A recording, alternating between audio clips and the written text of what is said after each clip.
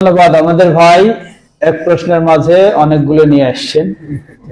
প্রথম হলো, মিডিয়াতে কথা আসছে, অনেকেই বলা বলি করছে যে বিগত সরকারের একজন গুরুত্বপূর্ণ দায়িত্বশীল সালমান এফ রহমান, তিনি আহলুল হাদিসের লোক, এই বলে আহলুল হাদিসদেরকেও অনেক বিভিন্ন রকমের বকাবকি করার চেষ্টা করছে। জবাব, প্রথম কথা বলবো, সালমান এফ রহমান সাহেব কখনো আহলুল হাদিস তিনি জন্মগত ছিলেন না, এক। দুই নম্বর, তিনি যখন 9/11 এর সময় জেলে ছিলেন, সেই সময় প্রফেসর ডক্টর আসাদুল্লাহ গালিব সাহেবও তিনিও কারাগারে ছিলেন। উভয়ের একসাথে কারাগারে সাক্ষাৎ হলে সেখান থেকে তিনি আহলুল হাদিসের কিছু তথ্য পান এবং আহলুল হাদিসের প্রতি তার একটা দুর্বলতা বা ভালো ধারণা সৃষ্টি হয়, যার কারণে গালিব সাহেবদের কখনো প্রোগ্রাম হলে তিনি তাদেরকে দাওয়াত দিতেন, সেই প্রোগ্রামে উনিও অংশগ্রহণ করতেন। বিষয়টা এতটুকু। কিন্তু কখনো আহলুল হাদিসেরা তারা আওয়ামী লীগও নয়, বিএনপিও নয়, আহলুল হাদিসেরা আহলুল হাদিস।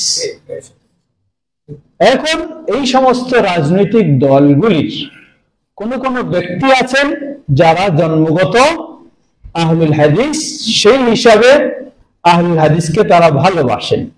যেমন ঢাকা সিটি কর্পোরেশনের সাবেক মেয়র ছিলেন হানিফ সাহেব, ওনার ছেলে ছিলেন সাইদ খোকন সাহেব, তারা জন্মগতই আহলুল হাদিস এবং আহলুল হাদিস অনুযায়ী সালাত আদায় করে, আহলুল হাদিসদেরকে ভালোবাসে, আহলুল হাদিসদের সহযোগিতা করতে চায়।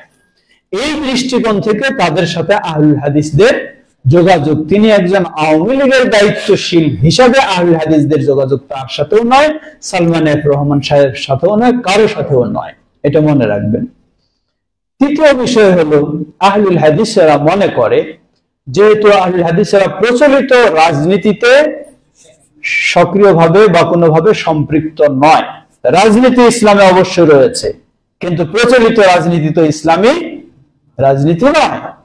আর আহলুল হাদিসেরা প্রথম পদক্ষেপে রাজনীতিতে জড়িত হবে, এটি রাসূল সাল্লাল্লাহু আলাইহি ওয়াসাল্লামের মানহাজ নয়, তাই সেটিকে তারা ওইভাবে গ্রহণ করে না। কিন্তু দেশে যখন থাকে, দেশের সরকার যেই আসুক, আওয়ামী লীগ থেকে আসছিল যখন, তার আগে বিএনপি থেকে ছিল যখন, অথবা আরো কোনো দল যদি আসে, তাহলে দেশের সরকারের সাথে কি বিশৃঙ্খলা ও বিরোধ ও বড় সংঘর্ষ তৈরি করাটা ইসলামের বিষয় নয়। সেই দৃষ্টিকোণ থেকে যে যখন এই সরকার থাকবে, যদি সেই ইসলামকে পছন্দ করে তা এমন কোন ব্যক্তি থাকে সেই সরকার দলের মধ্যে, তাহলে তাদের সাথে ইসলামের দৃষ্টিকোণ থেকে বা ইসলামের প্রয়োজনের যোগাযোগ থাকতে পারে, এতটুকুই বিষয়।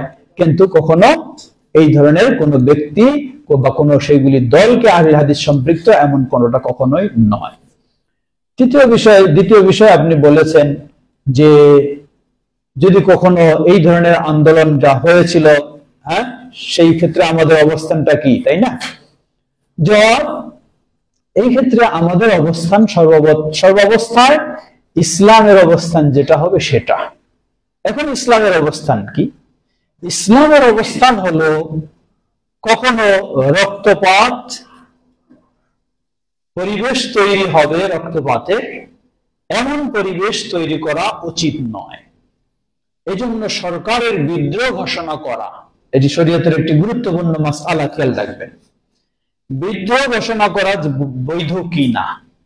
জবাব, যদি দেখা যায় সরকারের, এটি বাংলাদেশ হোক বা যে কোনো দেশই হোক, সরকারের সাথে, এটি যদি মুসলিম সরকার না হয়, তাহলে সরকারের সাথে বিদ্রোহ ঘোষণা করে যদি পরিবেশ পরিস্থিতিটা আরো জটিল হওয়ার আশঙ্কা থাকে, তাহলে ওই বিদ্রোহ ঘোষণায় যোগ দেওয়া যাবে না। এটি শরীয়তের বিধান। কারণ শরীয়ত কি চায়? ইসলাম বলে যে ভালো, যদি এই কাজটা করে আরো জটিল হয় তাহলে তো ভালো হলো না, তাই সেখানে এটাকে সমর্থন দেবে না।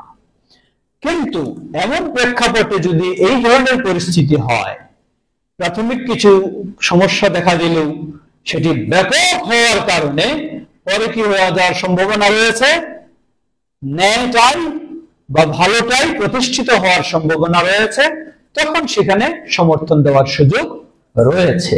অতএব এই যে প্রেক্ষাপটটা গেল, এখানে আহলুল হাদিসদের অবস্থানটাও সেই রকম। যখন দেখা গেছে পরিবেশ কি হয়েছে, বড় জুলুম থেকে মুক্ত হয়েছে, তখন অবশ্যই আহলুল হাদিসরা সেটাকে সমর্থন দেবে, অবশ্যই। আল্লাহু তাআলা আ'লাম।